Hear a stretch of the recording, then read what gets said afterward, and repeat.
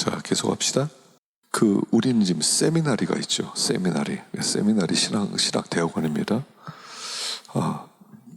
물론 이제 우리가 이제 미국 시스템이죠. 이거 유럽 시스템은 세미나리 이런 게 없죠. 세미나리 이런 중심이 아닙니다. 그래서 유럽에서 공부할 때는 미국과 좀 다르죠. 미국은 코스웍이 있어요. 코스웍을 한 10과목 정도 이렇게 공부를 하고, 그 다음에 이제 시험을 보고, 그 다음 논문을 쓰고, 그게 통과되면 이제 오랄 디펜스 같은 거 하고, 그러면서 학위를 받습니다. 근데 유럽 시스템은 그렇지 않죠. 어떤 코스웍 제도가 없어요. 어떤 교수님을 만나서 교수님과 1대1로 공부를 하는 겁니다. 교수님이 어떤 책을 소개하면 읽고 토론을 하고, 또 논문을 또 써가면서 선생님과 토론을 하는 가운데 교수님이 됐다. 그러면 이제 이렇게 학위를 받을 수 있는 그런 시스템이 완전히 다르죠. 우리는 미국 시스템이에요. 세미나르예요. 그래서 일반 학부를 마치든지 신학기를 마치고 세미나르를 들어옵니다. 그리고 한 3년의 과정을 통해서 공부를 마칩니다.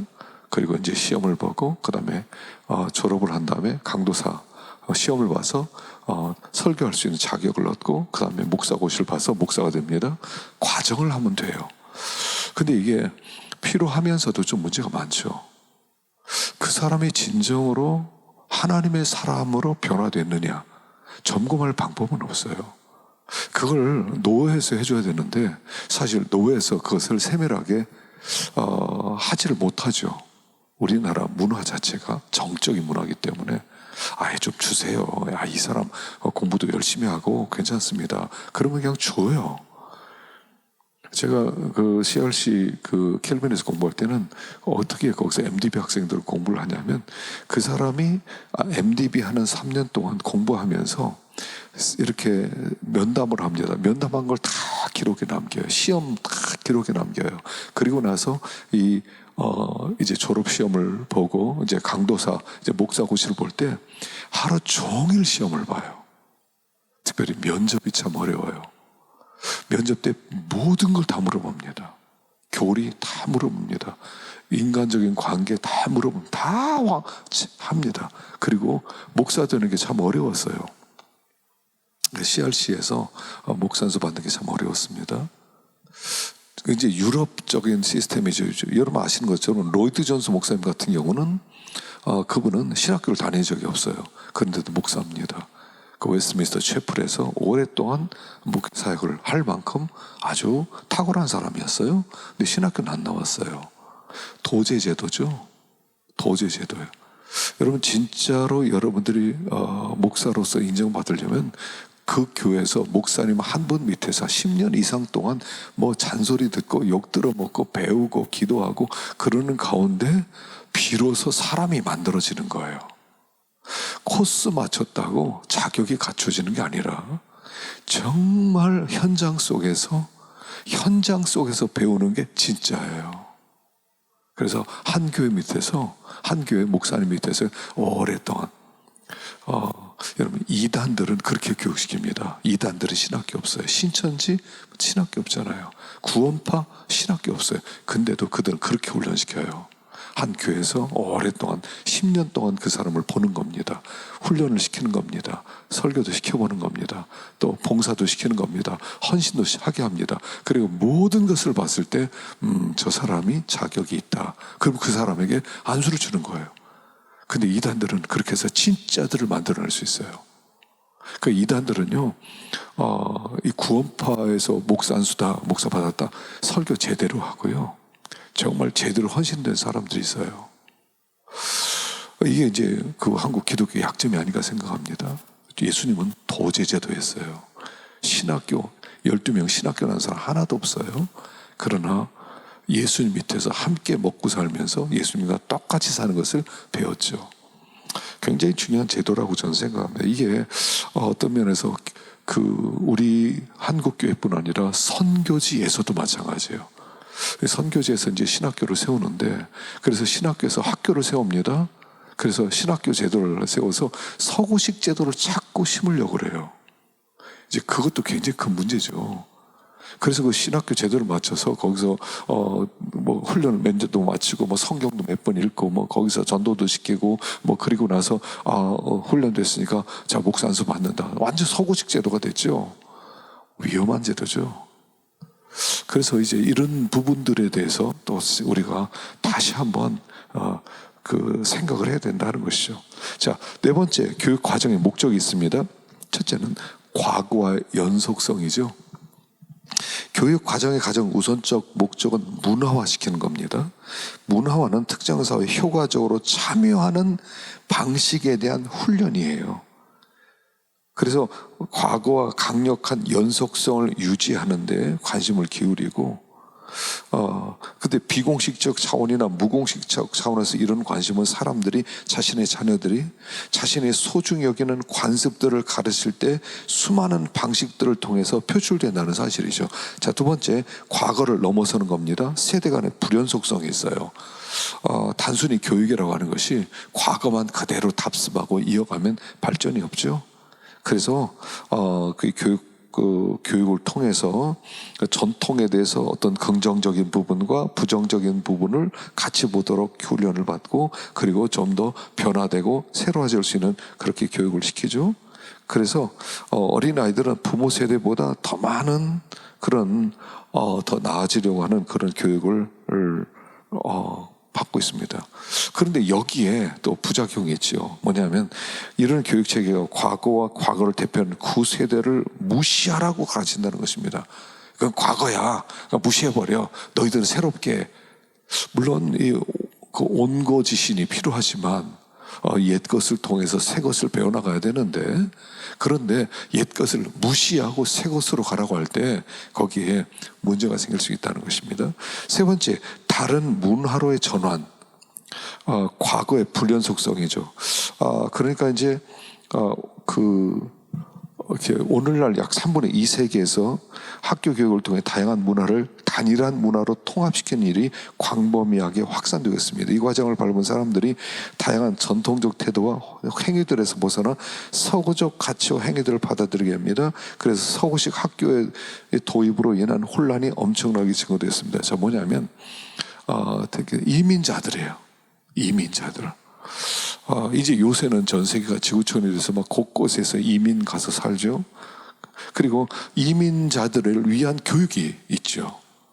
자, 어느 나라에서 뭐 예를 스리랑카에서 한국 왔습니다. 그 한국에 주민등록증을 받고 그리고 교육을 받게 되면 그러면 한국에서 어떻게 살 것이냐를 교육을 받게 되죠. 그렇게 되니까 그들이 한국적인 사람으로 만들어지는 거죠. 그러다 보니 그 사람의 과거에 가지고 있었던 스리랑카의 어떤 문화와 전통에 대해서는 잊어버리게 된다는 것입니다. 거기에 녹아 들어가는 것이죠.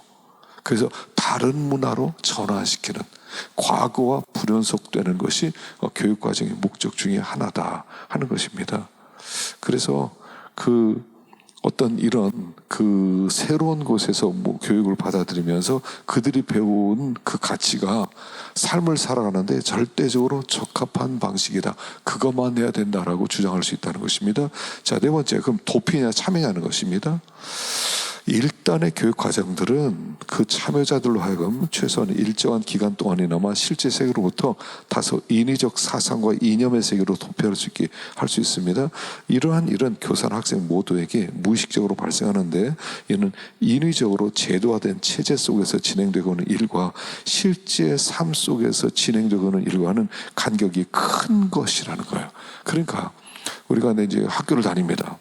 아이들이 초등학교 6년을 다니죠. 중학교 3년을 다닙니다. 고등학교 3년을 다닙니다. 그 동안에 이 아이들은 이 사회와 단절된다는 거예요. 이 사회로부터 어떤 면에서 도피되어 있다. 사회에서부터 거기에 이렇게 따로 교육을 받기 때문에 따로 교육을 받고 있기 때문에 과연 그렇게 따로 나와서 사회와 관계없이 그렇게 공부한 아이들이 과연 이 사회 속에서 정말로 효율적인 삶을 살아갈 수 있냐는 거죠. 그러니까 보면 대학에서 공부하죠. 어떤 공부를 했습니다. 근데 대학에서 공부한 것이 사회에서 그렇게 큰 필요가 있나요? 어떤 직장에 들어갔는데 직장에서 새로 배워야 돼. 다 처음부터. 과연 그러니까 너무 이 학교 교육이 너무 그 연관성이 없는 교육일 때가 참 많다 하는 것이죠. 자, 다섯 번째, 교육에 반하는 학교 교육입니다.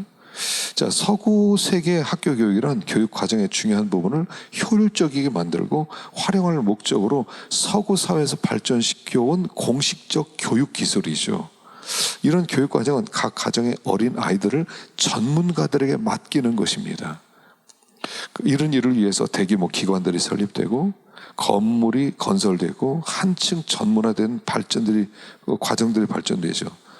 그러나 몇 가지 가르침은 교육과정에 의도하는 것과 너무나 유해한 요소를 포함하기에 그 위험성에 대해서 지적해 줘야 된다는 것입니다. 자, 이제 교육을 위해서 학교 교육을 시켰더니 그게 위험한 요소가 될 수 있다 하는 것입니다. 대규모 기관과 엄청난 비용을 투자를 했는데 나중에 결과는 굉장히 위험한 결과가 나올 수 있다는 것이죠. 자, 첫 번째, 우리는 무엇을 해야 하는지에 대해 배우기 때문에 우리가 학교에서 가장 우선적으로 배우는 것이 학교에 가는 방식에 대한 것이라는 것을 분명히 한다 하는 것입니다. 자, 뭐냐면 많은 사람들이 인생의 한 3분의 1을 학위를 추구하는 데 시간을 보낸다는 겁니다. 그러니까 초등학교, 중학교, 고등학교, 대학교, 유학 가고 대학원 나오고 딱 공부를 마쳤더니 인생의 3분의 1이 지난 거예요. 또 어떤 사람은 전문적으로 계속 공부만 하겠다. 더 높은 차원의 교육 자체를 목적으로 삼고 있다는 것입니다. 그러니까 효율적인 방식을 통해 실제적인 삶에 대처하는 것보다 정보를 획득하는 데 더 많은 관심을 가져서 삶의 의무로부터 도피하려고 한다는 거예요. 여러분, 우리가 살아갈 때 살아가는 방법을 배우는 게 교육인데 그 살아가는 방법은 저절로 그냥 들어가 살면 된다고 생각한다는 거예요. 그래서 일찍 유학을 떠나고 부모를 떠나서 거기서 학위를 공부하고 열심히 공부를 합니다. 그런데 그럼 제대로 공부를 배우는 거냐? 그래서 그런데 문제가 될 수 있다는 것입니다. 그래서 이 학교는 청소년들이 오직 실제적 경험을 통해서만 습득될 수 있는 책임감을 배우는데 방해 요소가 될 수 있다는 거예요. 여러분, 청소년 때는 책임감을 배워야 됩니다. 넌 네 인생에 책임을 지고 또 가정에도 책임을 지고 이웃 사람에도 책임을 지고 책임을 지는 것을 배워야 되는데 학교에 다님으로 말미암아 그 책임으로부터 회피할 수 있다. 난 관계없어. 이렇게 습관적이 될 수 있다 하는 것입니다. 자, 두 번째, 학교 생활에 익숙해진 사람들로서 우리는 가정에서 일보다 학교에서 일에 더 높은 가치를 두라고 배우고 있습니다. 자, 학교 생활 어떻게 하는지에 대해서는 우리는 굉장히 평가를 많이 받습니다. 그러나 가정생활을 어떻게 하고 있는지에 대한 평가는 안 받아요. 학교만 중요한 겁니까? 학교만 가치 있다라는 인식을 심어주는 겁니다. 근데 사실은 그 가정에서 가족으로서 의무를 감당하는 게 중요한데 학교가 요구하는 것을 이행하는 것에 더 많은 관심을 둔다는 거예요. 저는 성실한 학생이 못 돼서 그랬는데 신학교 다니면서 신학교 들어가기 전엔 아침 저녁 2시간씩 기도를 했거든요. 그리고 성경을 석 달에 한 번씩 성경을 읽었고요. 그래서 막 은혜 충만하게 신학교를 딱 들어갔더니 숙제가 너무나 많은 거예요. 기도할 시간이 없어요. 성경 볼 시간이 없어요. 신학 공부하느라고 목사 되기 위해서 기도할 시간이 없었어요. 성경 볼 시간이 없어요. 하다못해 저희가 같이 공부했을 때 어떤 나이 드신 분은 밤새도록 숙제하다가 퀴즈 준비하다가 새벽에 뇌출혈로 세상을 떠난 분도 있어요. 목사 준비하다가 공부가 너무 많아서 세상을 떠났어요. 이게 뭔가 아이러니하지 않습니까? 이게 뭔가 심각한 문제가 있는 거 아닙니까? 그래서 그 기간 동안에 뭔가를 해야 되기 때문에 그 기간에 초점을 맞춘다는 것이죠. 자, 세 번째, 우리는 학교에서 전문 직종들과 그런 직종을 갖추는 데 필요한 선생, 전문가, 책, 그리고 이미 공식적으로 인정된 경험된 학습 방식들에 의존하라고 배운다는 겁니다. 다시 말하면 이게 무슨 뜻이냐면요, 부모보다 선생들이 더 많이 알고 있고, 실천하는 사람보다 이론하는 이론자들이 더 중요하고, 사람보다 책이 더 중요하다는 인상을 받고, 자, 어떤 결과가 나오겠냐는 거죠. 굉장히 파괴적 결과가 나오죠. 그래서 아이들이 하는 소리가 뭡니까? 우리 부모 아무것도 몰라. 세상을 너무 몰라. 그래서 그렇게 학교에서 교육을 시킨 거예요. 눈에 보이지 않는 부작용이 나온 거죠. 아이들에게 학교 중에 공부해라, 선생님 말씀 들으라고 열심히 해라. 그랬더니 우리 선생님 최고고 부모님은 너무 무식해. 이렇게 되는 거예요. 자, 네 번째, 이에 대하여 우리는 비공식적이고 덜 구조화된 경험들보다 공식적이고 고도로 구조된 상태에 더 가치를 두도록 배웁니다. 자, 일반적으로 구조화된 조건들을 더 의존하도록 배운다는 겁니다. 잘 구성된 숙제, 시험, 학점들, 뭐 이런 것이 최고의 이런 것에 점수를 잘 받아야 돼요. 공부를 열심히 해야 돼요. 그러니까 좋은 직장에 들어갈 수 있어요. 사회에 성공할 수 있어요. 그러니까 여기가 더 가치 있는 거예요. 성적이 가치가 되어버렸어요. 학점이 가치가 되어버렸어요. 그래서 그 구조화가 섬김을 위한 도구가 아니라 통제하기 위한 수단이 되어버리는 거예요. 그 구조화된 그런 학교 시스템이나 그런 뭐 학점이나 이런 것들이 우리를 통제하는 거예요. 나 성적 잘 받아야 돼. 그래서 진정으로 이 사회 속에서 그 학교가 우리를 섬겨주어서 우리로 하면 이 사회에 잘 섬길 수 있는 정말 좋은 사람 되게 하는 게 아니라 우리를 통제하는, 너 이렇게 하면 성적 못 받아, 사회에서 실패해, 이렇게 된다는 거죠. 다섯 번째, 이미 적용했던 것처럼 우리는 학교 교육을 통해 행위보다 정보 자체에 더 높은 가치를 두도록 배웠습니다. 행위 별로 중요하지 않아요. 정보가 더 중요해요. 그래서 교실에서 가르친 일에 대한 헌신 그 자체는 정보를 전달하는 과정에 가치를 두는데, 행위의 모델이 되는 것에 대해서는 거부감을 드러내요. 다 말만 남았다는, 말만 잘해요. 머리만 커요. 정보만 알아요. 지식이 있어요. 근데 삶은 하나도 없어요. 어떻게 생각하면 우리 기독교 현재적 모습이 아닌가 생각합니다. 엄청난 양의 정보가 주어졌다는 것과 그런 정보들이 우리 실제 삶의 맥락과는 전혀 어떤 때는 상관성이 없다는 것은 그런 정보들을 유지하고자 하는 우리의 노력에 심각한 어려움을 준다는 것입니다. 자, 성경의 목적은 뭡니까?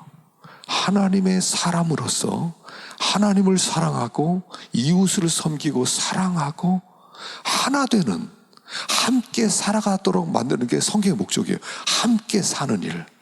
근데 공부를 엄청 신학교육을 많이 하고 막 박사를 하고 뭐 굉장히 책을 만든 사람은 함께 사는 일을 못해요. 그리고 말만 남아요. 이건 이런 겁니다. 저런 건 저런 겁니다. 당신 이게 틀렸습니다. 당신 이게 틀렸습니다. 이상하지 않아요? 학교 교육을 통해서 어떤 삶이 아니라 정보에 높은 가치를 두었다는 것입니다. 자, 여섯 번째, 더욱이 학교 교육은 비록 사회적으로 인정되는 것이긴 하지만 매우 문제가 있는 습관적 관계로 우리를 인도합니다. 예를 들어 우리의 성적, 선생님의 인정, 성공, 인기, 이런 것을 얻기 위해서 경쟁해야 돼요. 다른 사람을 이겨야 내가 그 자리에 올라가요. 그래서 어떻게든 그 사람보다 내가 더 올라가려면 그 사람을 어떻게든 눌러야 되죠. 그래서 우리도 모르는 사이에 배움을 통해서 그 경쟁하게 되고 비인간화되고, 그래서 이 사회가 정의하는 그런 성공을 위해서 우리는 행동을, 인격을 잃어버릴 수 있다 하는 것이죠. 일곱 번째, 마지막으로 서구 사회에서 학교 교육이 가르치는 광범위한 세속주의가 있어요. 그 굉장히 많은 시간을 사람이 역사를 통해서 성취했다는 것을 배우죠. 어떤 사람이 이런 이론을, 어떤 사람이 이런 책을, 어떤 사람은 이런 사상을, 그래서 그 사람을 배워요. 그러다 보니까 우리도 모르는 사이에 역사의 주인은 하나님이 아니라 사람이라고 하는 눈에 보이지 않는, 나는 그렇게 생각하지 않았어요. 근데 나도 모르게 새겨졌다는 거예요. 역사는 사람이 끄는 거지 하나님이 아니다. 그리고 이론적으로는 하나님이라고 그래요. 그러나 실제적으로는 사람에게 초점을 맞춘다는 거죠. 그리고 그게 세속주의라는 것이죠. 자, 그러면 여섯 번째, 타문화권 사역에 있어서 교육을 어떻게 되느냐. 지금 많은 교회와 선교단체들이 그 선교지에서 서구식 학교 교육을 이식하기 위해서 수많은 지원과 사역자들을 쏟아붓고 있다는 것입니다. 사실 뭐 선교사님이 가서 교육사역을 많이 한다고 그러죠. 근데 그 교육사역을 점검해야 된다는 거예요. 그래서 세 가지 질문을 해봐야 된다는 겁니다. 첫째, 교육에 대한 이러한 접근 방법에 대한 교회와 선교단체들의 목적과 동기는 뭐냐는 거예요. 두 번째, 현재 실시되고 사역을 통해 실제로 발생하고 있는 일이 무엇인가를 점검해보고요. 세 번째, 실제로 시도한 목적들이 그 시행 과정 속에 성취되고 있지 않다면 어떤 조치, 어떤 교정이 필요하겠느냐 하는 것입니다. 그래서 서구식 교육을 실시하면 자동적으로 교육이 향상된다고 믿는 어떤 얄팍한 서구식 발상에 우리도 모르게 사로잡혀 있다는 거예요. 우리가 그런 교육 시스템 속에 자랐거든요. 그러니까 현장에 들어가면 내가 배운 교육을 그대로 그들에게 가르치면 그들도 그가 더 발전되고 더 부유해지고 더 행복해질 수 있다고 생각해서 혹시 교육을 시키고 있지는 않느냐 하는 것이죠. 특별히 지도자 양성. 이제 선교사님들이 가서 선교 학교를 하죠. 지도자를 양성하기 위해서 신학교를 해야 된다. 그런데 그 신학교 프로그램도 잘 살펴야 된다는 것입니다. 두 종류의 이제 시스템이 있어요. 제가 아는 어떤 선교사님은 이제 신학교를 세웠는데 완전히 그 신학교에 들어와서 거기서 나가지 못하고 철저하게 공부를 시키기 위해서 학기마다 성경을 뭐 몇 번 읽고 전도 훈련을 하고 그리고 거기에서 시험을 보고 그렇게 해서 3년을 딱 마치고 나면 시험 본 다음에 현장에 보낸다. 철저하죠. 그런데 문제는 뭡니까? 현장과 괴리감이 있다는 것입니다. 그래서 태국에서 제가 이제 오랫동안 이제 함께 선교지에서 신학 이렇게 강의도 하고 그랬던 학교는 어떻게 하냐면 그 현장을 줘요. 현장에서 함께 모여 선교사님이 이제 한국에서 이렇게 교수가 오면은 일주일 동안 합숙을 합니다. 일주일 동안 그 사람을 합숙하고 또 한국에서 들어간 사람이 밥도 사주고 그들과 함께 교제하고 또 찬양하고 그러면서 그들과 훈련받고 그리고 또 다시 현장으로 보내는 거예요. 3주는 현장으로 보내요. 또 다시 뭐 첫 번째 달 첫 번째 주일에는 또 그들이 모여서 근데 돈을 엄청 들어요. 근데 그걸 선교사님 다 차별을 대주고 그리고 모아놓고 그리고 교류시키 또 들어가고 현장과 그 신학교육이 그 연결이 되는 연속성 있는 교육. 저는 그 후자가 훨씬 더 맞다고 생각합니다. 자, 두 번째, 적절한 모델. 어떤 한 사회에서 타당성을 갖는 교육 모델이라고 해서 다른 사회로 쉽게 이식될 수 없다는 겁니다. 그래서 해당 사회 이미 토착화되어 있는 교육 모델들을 먼저 관찰하고 평가해야 된다는 거예요. 그래서 수혜 그룹들의 가장 효과적이고 적절한 배움의 양식들을 이용하여 교육 과정을 만들고 새롭게 해야 된다 하는 사실입니다. 그래서 한 네 가지로서 교육 재료는 첫째, 수혜자의 실질적인 필요와 실제 삶의 맥락과 관계되는 것이어야 되고요. 둘째, 한꺼번에 소화시킬 수 있는 양의 교육 재료가 수혜되어야 되고, 셋째는 교육 모델을 통해 제공되어지는 교육 제도들이 적절한 시간에 사용될 수 있도록 투여되는 양과 산출되는 양 간의 균형이 맞아야 된다는 거고요. 넷째, 제공된 교육 재료들과 그것들이 제공되는 방식 간의 반응적인 면에서 관련성이 있어야 된다는 사실입니다. 자, 세 번째, 현재 진행되고 있는 학교 교육에 대해 할 수 있는 일이 무엇이냐 하는 것입니다. 자, 그러면 학교 교육에 심각한 문제가 있다. 현장에 문제가 있다. 왜냐하면 이 교육이라고 하는 것이 굉장히 중요하지 않습니까? 현장에서. 그래서 그럼 이 교육을 존재하게 하느냐 폐지하게 하느냐가 문제가 아니라 그들 사회 구성원들이 품고 있는 문제에 얼마나 적절한 대답을 할 수 있느냐를 먼저 생각해야 된다는 거예요. 야, 그거 필요 없어. 그러면 이런 거 하지 마. 야, 선교지에서 아프리카에서 유치원 하지 마. 초등학교 하지 마. 그런 건 아니라는 거죠. 그 시스템을 그들이 필요에 맞도록 시켜줘야 된다는 얘기예요. 그래서 예를 들면 이야기식인 교육을 이렇게 교과 과정에 넣는다든가 어떤 격언이라든가 수수께끼라든가 그런 형태의 교육 기술을 도입할 수 있고요. 때로는 해당 사회에 속한 있는 어떤 노인들을 전문자로 참여시켜서 해당 사회가 소유하고 있는 그 전통이 무시되지 않도록 초점을 맞출 수도 있다는 거예요. 또 심지어는 도제식의 교육을 교실 수업과 병행하여 실행할 수도 있고요. 그렇게 해서 그렇게 교육을 또 시키게 될 때 그 현장과 연결될 수 있다는 거죠. 자, 불행하게 우리가 소유하고 있는 결론은 대부분의 에너지를 학교 교육이라는 방편을 통해 서구화된 요소를 가르치는 것에만 쏟아붓고 있다는 것이 문제라는 거죠. 반면 여러 가지 이로 인해서 전통적 부분에 대한 교육을 강조하고 지속하려는 사람들은 완전히 잊어버리고 있다는 것입니다. 그렇게 되면 나중에 결과가 어떻게 되면 그리스도의 부르심을 선포하는 선교사역에 아주 안 좋은 영향을 가져올 수 있을 것이다 하는 것입니다. 그래서 우리가 지금 배우고 있는 이 교육을 다시 한번 점검을 하시고 그리고 현장 속에서 현장에 맞는 문화적 교육을 우리들이 만들어서 그들을 가르칠 때 그 속에서 그리스도를 그들에게 맞도록 더 잘 가르칠 수 있을 것이다 하는 그런 결론이라는 것입니다.